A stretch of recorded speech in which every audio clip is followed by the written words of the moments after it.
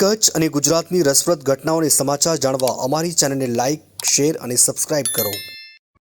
Doctor ગૌરવ ચૌહાણ, હું કચ્છ યુનિવર્સિટીના Jio science વિભાગની અંદર આસિસ્ટન્ટ પ્રોફેસર તરીકે ફરજ નિભાવું છું. આપણે જે વાત કરીએ કે કચ્છમાં ભૂકંપ આવે છે, ભૂકંપ કેવી રીતે આવે? આપણે ભૂકંપ એક નેચરલ પ્રોસેસ છે. જો આપણે કોઈ પણ ગ્રહની વાત કરીએ, પૃથ્વી આપણો એક ગ્રહ છે.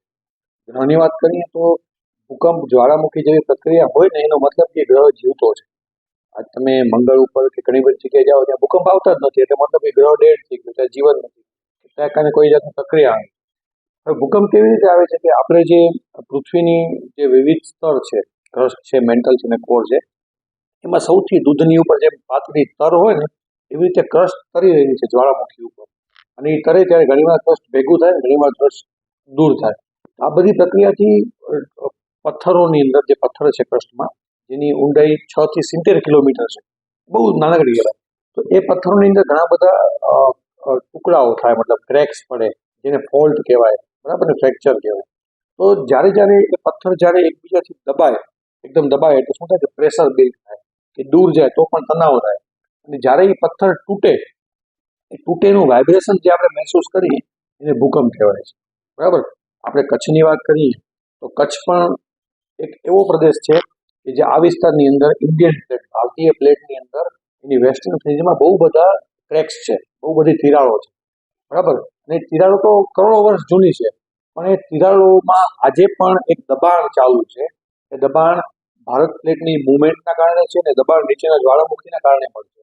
તો એ જ્યારે દબાણ થાય એટલે આપણા પથ્થર કેવા છે, પથ્થર આપણે જોવો તો ભૂકર પથ્થર અને અમુક એકદમ પોચા પથ્થરો છે.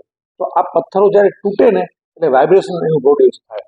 તો કચ્છની અંદર આવી 10 થી વધારે તિરાડ એવી છે કે જે આજની તારીખમાં એક્ટિવ છે, કે જ્યારે એમાં પ્રેશર આવે અને પથ્થર તૂટે, થોડુંક ભંગાણ થાય એટલે આપણે વાઇબ્રેશન થાય.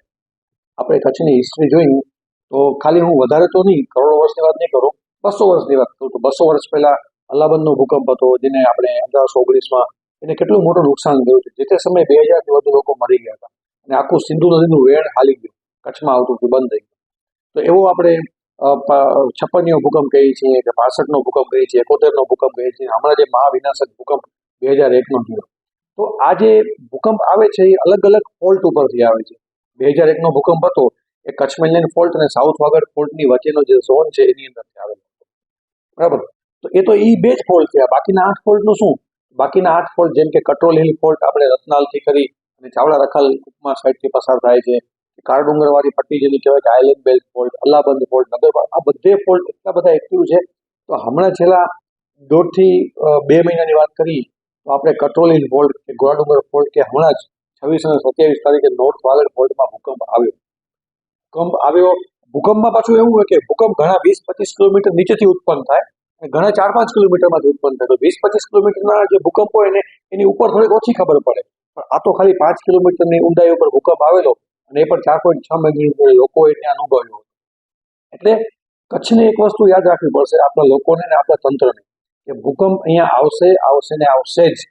જાપાનમાં પણ રોજ ભૂકંપ આવે છે. હમણાં તાઇવાનમાં મારા ખ્યાલથી ગઈકાલે કે પરમ દિવસ તાઇવાનમાં 6નો ભૂકંપ આવ્યો, કાંઈ નથી, કારણ કે એ લોકોને ખ્યાલ છે કે ભૂકંપ આવશે અને ભૂકંપ સાથે રહેવું જ પડશે આપણે, અને એના સાથે આપણે હંમેશા રહેવાનું છે. તો આપણે કચ્છી લોકો એવું શીખી લેવું પડશે કે આપણે ભૂકંપ આવે તો આપણા મકાન, આપણા કન્સ્ટ્રક્શન એ પ્રકારના હોવા જોઈએ. આપણા લોકોને અહીંયા વારંવાર તાલીમ અપાવવી પડશે કે ભૂકંપ આવે તો તાલીમ અપાવવાની લોકોને, કે ભાઈ ભૂકંપ આવે તો કેવી રીતે પોતાનો બચાવ કરવાનો, કેવી રીતે બીજાને મદદ કરવાની. અને આપણા જે એજ્યુકેશનની અંદર પણ ભૂકંપના સબ્જેક્ટનો, ડિઝાસ્ટર મેનેજમેન્ટના સબ્જેક્ટનો આપણે ઇઝહાર કરવો પડશે અને એનું મેન્શન કરીને એને ભણાવવું પડશે લોકોને. હવે મહત્વની વાત કરીએ કે કચ્છની અંદર શું કરી શકીએ, તો કચ્છની અંદર આપણે ખ્યાલ છે કે નવા બિલ્ડિંગ આપણે બધે બનાવીએ છીએ, બરાબર. એ તો આપણે ભૂકંપ પ્રૂફ બનાવવાના ઘણા બધા નિયમો ફોલો કરીએ છીએ. હવે હું વાત કરીશ કે બીજું શું કરવું જોઈએ. જે વસ્તુ બની ગઈ છે, તો કચ્છની અંદર હજી પણ આપણે ખ્યાલ હશે તો 2001 ભૂકંપના પહેલાની બનેલી ઇમારતો, એ દરમિયાન બનેલી ઇમારતો છે જે જર્જરિત હાલતમાં છે. તો એ ખાલી ઇમારતો નહીં, પણ ડેમ છે, બ્રિજ છે, પછી બીજા પણ કોઈ એન્જિનિયરિંગ સ્ટ્રક્ચર છે, આપણા બિલ્ડિંગ્સ છે, સરકારી સ્કૂલ્સ છે, આ બધી જગ્યાનું ઓડિટ થવું જોઈએ. આપણે કેમ બેંકમાં હર વર્ષે ઓડિટ કરીએ કે કાંઈ ભૂલ નથી થઈ ગઈ ને હવે તો સુધાર લઈએ, એવી રીતે આ બધે સ્ટ્રક્ચરનું ઓડિટ થવું જોઈએ.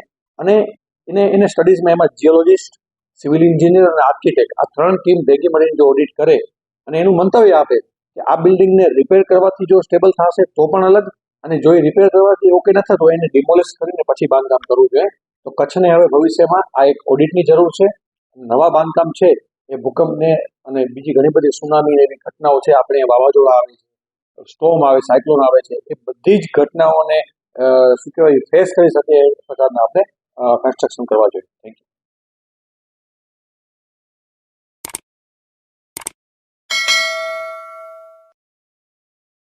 હાર્દિક અભિનંદન. આપશ્રીની ગુજરાત પ્રદેશ ભાજપના મહામંત્રી તરીકે થયેલી વરણી બદલ દિલથી અભિનંદન. શ્રી અનિરુદ્ધભાઈ દવે, ધારાસભ્ય શ્રી માંડવી વિધાનસભા, મહામંત્રી ગુજરાત પ્રદેશ ભાજપ. શુભેચ્છક શ્રી દિલીપભાઈ આર ગોર, દંડક શ્રી મુન્દ્રા નગરપાલિકા.